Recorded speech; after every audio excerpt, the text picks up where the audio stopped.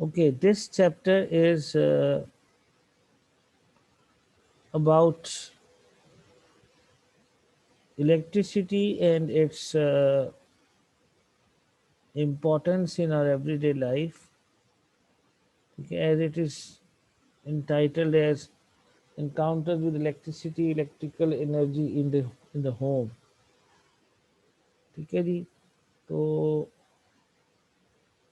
Electrical energy, electric power, ये क्या होती है, कैसे जनरेट होती है, इसके वेरियस सोर्सेज क्या हैं, and of course its importance in our everyday life is the topic of this chapter.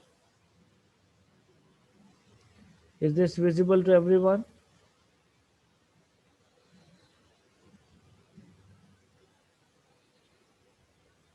Yes, sir, it's visible.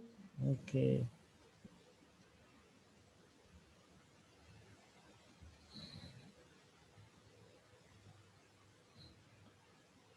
Okay.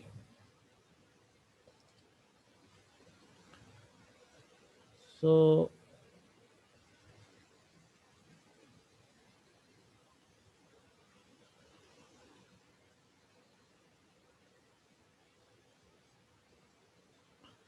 as you people know that how important electricity is in our modern life today. ठीक है, सबको पता है कि electricity जो है ये कितनी इम्पोर्टेंट है, और इसके बगैर हमारी जो लाइफ है आजकल की, that almost becomes non existent. ठीक है, क्योंकि हमारी जो हर दूसरी चीज़ है जो हम यूज़ करते हैं, almost every second thing is dependent upon such instrument, such devices जिसमें इलेक्ट्रिसिटी इन्वॉल्व है, वो ऑपरेट ही इलेक्ट्रिसिटी के ऊपर करती है.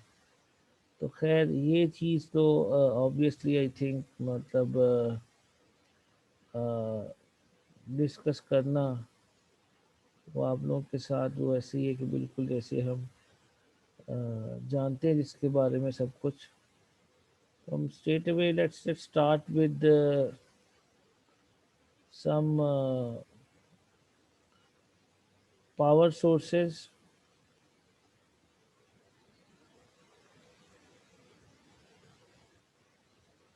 ठीक है जी. हमें पता है कि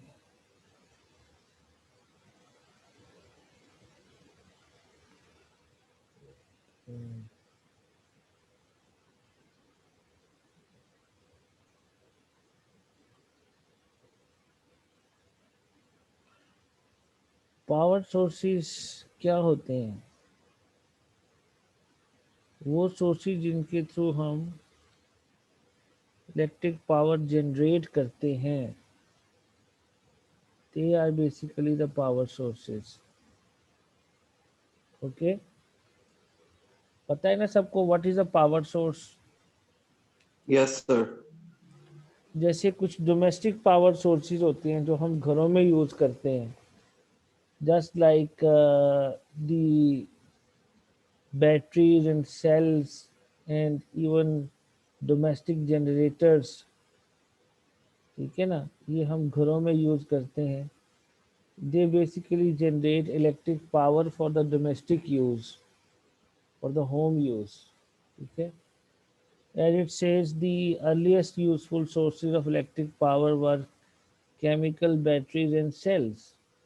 These provided low voltage DC power for scientific research and for primitive electrical telegraph systems.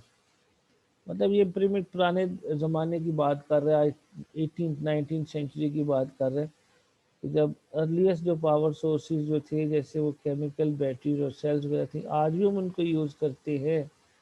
लेकिन उस ज़माने में जब बिल्कुल अर्ली डेज थे इलेक्ट्रिक पावर के, तो उन दिनों में वो ज़्यादातर जो थे वो केमिकल बैटरीज और सेल्स वगैरह उस ज़माने के जो बिल्कुल लेट 19th सेंचुरी की बात हो रही है, ठीक है जी।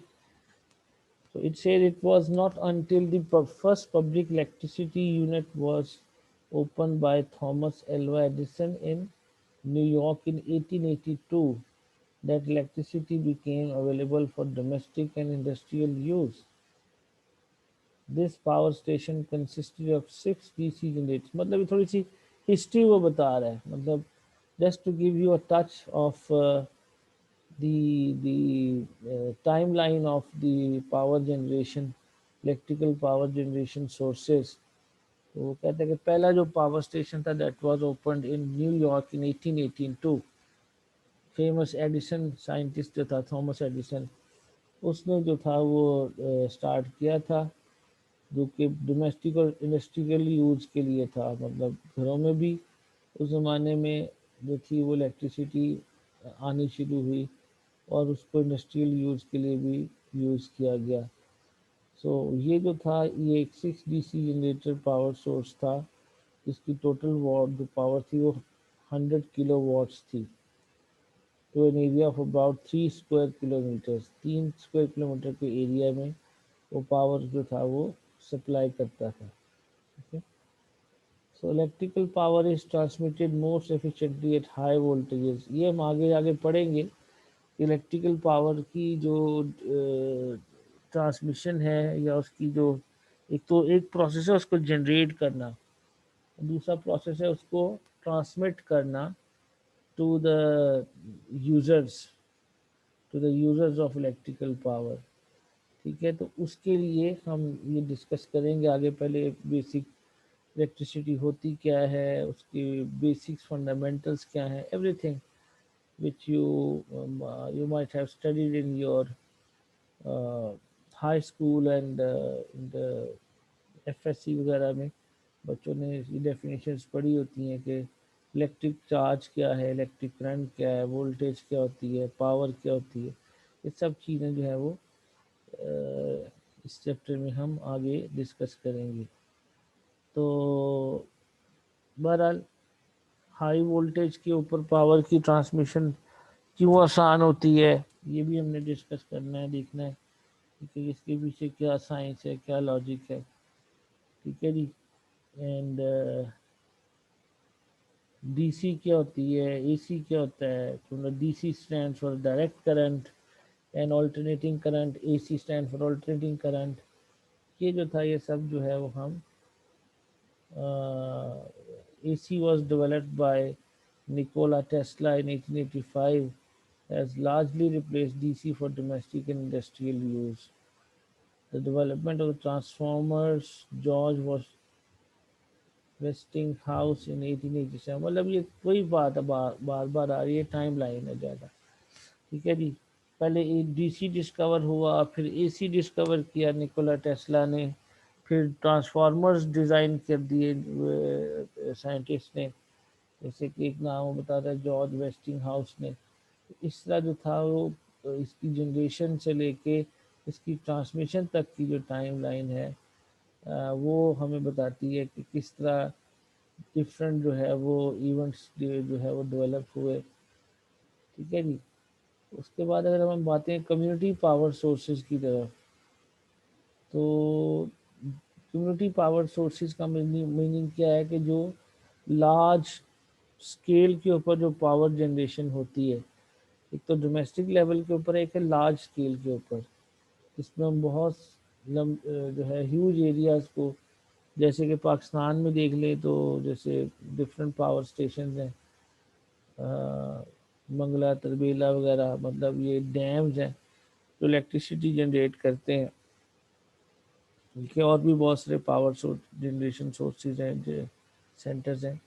तो वो जो है वो कम्युनिटी के लिए लार्ज स्केल के ऊपर जो है वो पावर जनरेट करते हैं। ठीक है जी। Okay, everyone is there listening to me? Yes, sir. Yes, sir. Yes, sir. Yes, sir. I just want to make sure कि जी टाइम टाइम एंड अगेन मैं पूछता रहता हूँ ताकि मुझे पता चलता रहे कि people are with me and they are listening to me.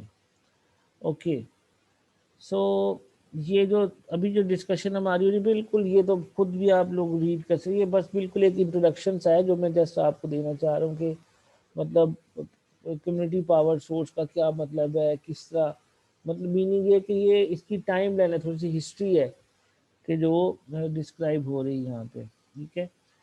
Then we move towards, मतलब डिफरेंट जो है वो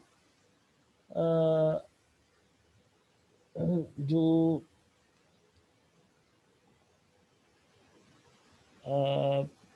फ्यूल्स हैं, किस किस तरह के फ्यूल जो हैं वो इलेक्ट्रिक पावर जनरेट करने के लिए जो है वो यूज़ होते हैं या आज भी यूज़ हो रहे हैं, ठीक है। और उनमें क्या क्या जो है वो वैरायटीज़ हैं, क्या क्या डिफरेंसेस हैं, that is being discussed now. जैसे कि फॉसिल फ्यूल्स हैं, फॉसिल फ्यूल्स क्या होते हैं, कोई जानता है, एनीवन? सर तो ये ये पेट्रोल पेट्रोल वगैरह कोल सारा कुछ। हाँ हाँ, वेरी गुड, शाबाश। जितने भी ये जो फॉसिल्स तो आपको पता ही होगा सब लोगों को कि ये जो ज़मीन के ऑर्गेनिक मटेरियल। हाँ जी, ऑर्गेनिक मटेरियल ज़्यादातर उसमें है। जैसे कि ये कोल वगैरह निकलता है, ज़मीन से कोयला निकलता है या पेट्रोल निकलता है, जो कि बाद में डिफरेंट स्टेजेस पे रिफाइन होकर उसकी डिफरेंट फॉर्म्स हैं, जैसे पेट्रोल है, डीजल वगैरह ये सब। तो ये फॉसिल फ्यूल इनको इसलिए कहते हैं कि सब के सब जो है वो ज़मीन के अंदर से निकलते हैं और विद मिलियंस एंड ईयर्स में जो फॉसिल्स पैदा हुए हैं ज़मीन के अंदर, बरिड एनिमल्स के और ये वो सारा कुछ, इसकी पूरी आपको पता है फॉसिल की डिटेल्स है। तो उससे जो है वो हमें बहुत इम्पोर्टेंट जो है वो फ्यूल मिलता है और वो फ्यूल जो है हम आगे डिफरेंट पर्पसेस के लिए यूज़ करते हैं। तो let's read a few lines that it says the steam that drives the generators may be generated in coal fired और ऑयल फायर्ड बॉयलर्स। ये डायग्राम आपको शो की गई है इस पेज पे, तो ये आप देख सकते हैं कि इसमें क्या है, ये एक basically coal fired power station है। कोल फायर्ड पावर स्टेशन का मतलब क्या है कि ये कोल को जला के, कोयले को जला के उससे बॉयलर में स्टीम प्रोड्यूस की जाती है, पानी से स्टीम फ्यूल की प्रोड्यूस की जाती है, और वो स्टीम आगे जो है वो यू कैन क्लियरली सी कि यहाँ पे जो है वो पूरा सिस्टम है लगा हुआ टरबाइन का। तो टरबाइन से पानी यहाँ पे पंप हो रहा है, बॉयलर में जा रहा है। बॉयलर को यहाँ पे फ्यूल कौन सा यूज़ कर रहे हैं, कोल यूज़ कर रहे हैं, कोयला। कोयला जलाते हैं जिससे पानी गर्म होता है और गर्म होकर बॉयलर में स्टीम बनती है। स्टीम आगे जो है वो हाई प्रेशर के ऊपर इस टरबाइन को चलाती है, टरबाइन से इलेक्ट्रिसिटी जनरेट होती है, यानी वो जो स्टीम की हीट एनर्जी थी वो किस में कन्वर्ट हो जाती है, इलेक्ट्रिकल एनर्जी में here, and then it is being transmitted to the through the transmission lines to the domestic और इंडस्ट्रियल यूजर। तो ये बेसिकली एक कोल फायर्ड पावर स्टेशन का एक, या कोल जो है वो फॉसिल फ्यूल के यूजेज के थ्रू एक पावर स्टेशन का एक बेसिक स्कीमेटिक डायग्राम आपको दिखाया गया है, ठीक है जी।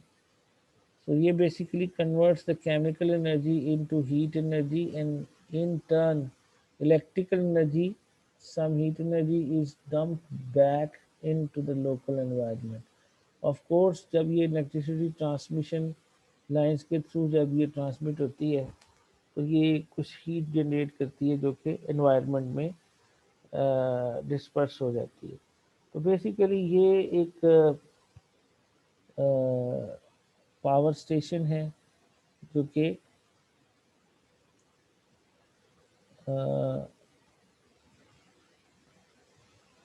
फ्यूल यूज़ करता है, फॉसिल फ्यूल लाइक कोल, ठीक है जी।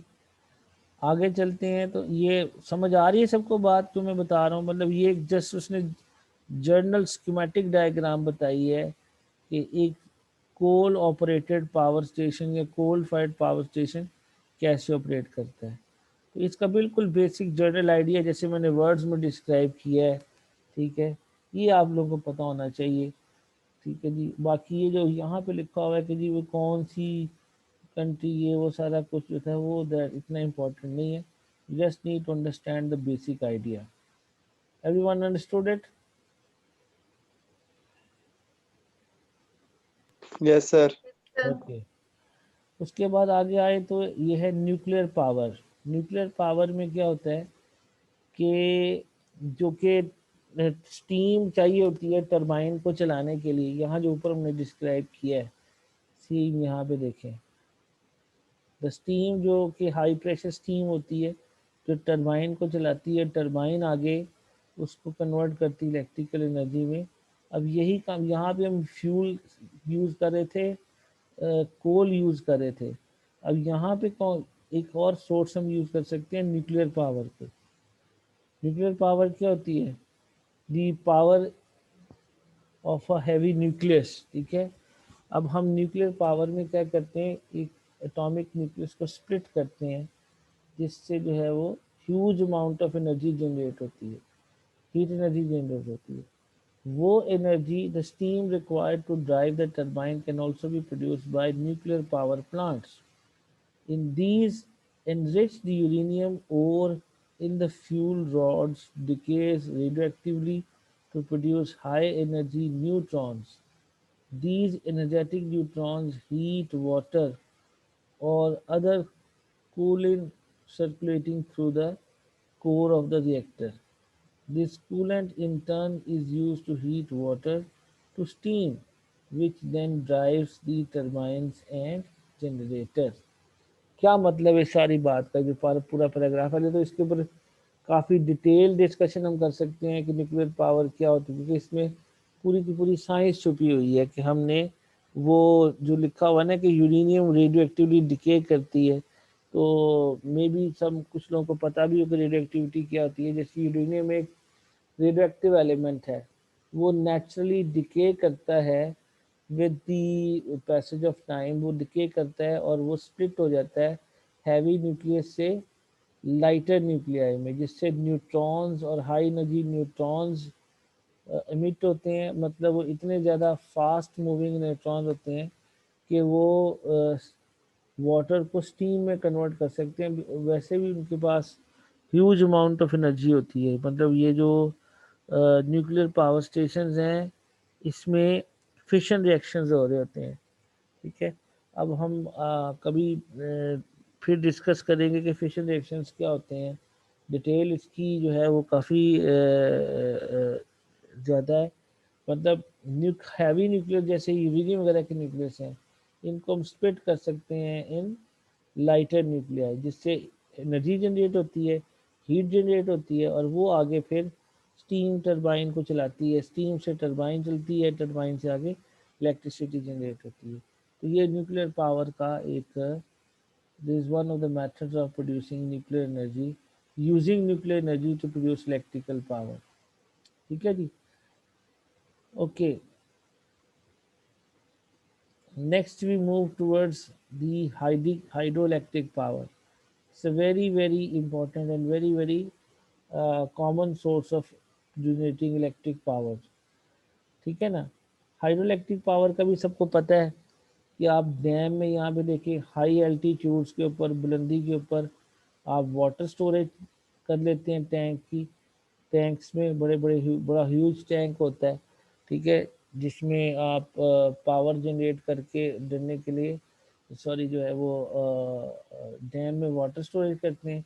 This is hydroelectric power is produced by converting gravitational potential energy into electrical energy. तो यहाँ पे हाई एनर्जी के ऊपर वाटर स्टोर्ड है, जब ये ऊपर से इसमें कौन सी एनर्जी स्टोर्ड होती है the gravitational potential energy. Okay जी, is everyone there listening to me, understanding? Yes, sir. कोई क्वेश्चन तो नहीं है यहाँ Yes, तक? sir. Yes, sir. Okay, so यहाँ पे जो डैम में वाटर स्टोर्ड होगा, यहाँ से ये जब हम इसको यहाँ पे होते हैं वो मतलब स्पिल वेज उनको बोलते हैं, बेसिकली गेट्स लगे होते हैं इस वॉल में। जब हम चाहते हैं इसको रिलीज करना पानी को, तो यहाँ से हम स्पिल वेज खोलते हैं, ठीक है, वाटर स्टोर्ड में। ये पानी नीचे ऐसे जब गिरता है, यहाँ पे जो है वो पावर हॉल होता है, यानी यहाँ पे वो विंड सॉरी टरबाइन लगी होती है। टरबाइंस इसको वाटर की ग्रेविटेशनल पोटेंशियल एनर्जी को इसमें कन्वर्ट कर देती है इलेक्ट्रिकल एनर्जी में, ठीक है, और वहाँ पे इलेक्ट्रिसिटी जनरेट होती है। और ये जैसे यहाँ से पानी जो है वो वापस दोबारा जो है इसको स्टोरेज टैंक में मिलता है। तो मतलब जैसे कि आप कह लें कि जैसे हमारे मंगला डैम है, तरबेला डैम वगैरह जो है, वो पाकिस्तान में इलेक्ट्रिसिटी इसी तरीके से जनरेट करी। पाकिस्तान में हाइड्रो इलेक्ट्रिक पावर ज़्यादा जनरेट हो रही है, ठीक है। तो hydroelectric power is generated by the conversion of gravitational energy in a filling stream of water into electrical power. The power generated by hydroelectric scheme depends upon, ठीक है, किस किस फैक्टर्स पे डिपेंड करती है। Number one, the height of the water above the turbine. अब देखो पता है सबको कि ये डैम ये हाइट पे बनाए जाते हैं। यहाँ पे टरबाइन नीचे होती है डैम के ऊपर से पानी नीचे गिरेगा, तो ग्रेविटेशनल पोटेंशियल एनर्जी किस में कन्वर्ट होगी, इलेक्ट्रिकल एनर्जी में। This is known as head H. क्या है, हेड है जहाँ पे वाटर स्टोर्ड होता है। Number two, the volume of water flowing through the turbines every second we, ठीक है, जितना वाटर एवरी सेकेंड में यहाँ पे टर्बाइन में से फ्लो करेगा, ज़्यादा प्रेशर के साथ, ज़्यादा स्पीड के साथ, उतना जो है वो ज़्यादा इलेक्ट्रिसिटी जनरेट होगी। the efficiency of the turbine.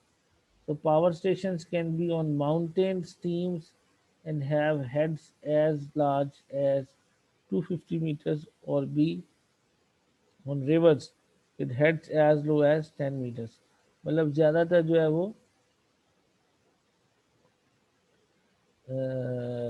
Power station जो है वो, हाइड्रो इलेक्ट्रिक पावर स्टेशन जो है वो हिली एरियाज में ऊपर टॉप पे हेड बनाया जाता है, ताकि हाइट से पानी नीचे गिरे और इससे इलेक्ट्रिसिटी जनरेट हो। जैसे एग्जांपल में देखें, ट्रेस मैरियस ब्राज़ील में एक डैम है, इसका 55 मीटर्स के ऊपर हेड है इसका, ठीक है जी। डिस्चार्ज इसका तकरीबन जो है वो 155 क्यूबिक मीटर्स पर सेकंड है, जिससे वो 85 मेगावाट पावर एट 100% एफिशिएंसी के साथ जनरेट कर रहा है।